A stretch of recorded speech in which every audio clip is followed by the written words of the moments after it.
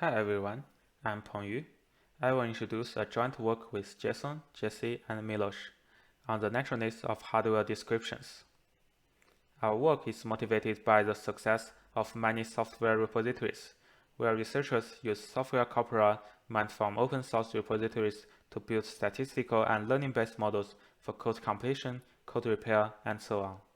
However, existing work focused on general-purpose languages like Java and C. We are interested in a different set of languages which were unexplored, hardware description languages for describing logic circuits. We mined corpora from GitHub for 3 popular hardware description languages, VHDL, Verilog, and System Verilog. Our corpora contain a total of 8.5 million lines of code.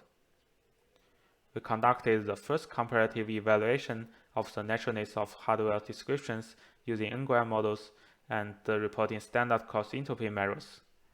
We found that hardware descriptions show clear properties of naturalness.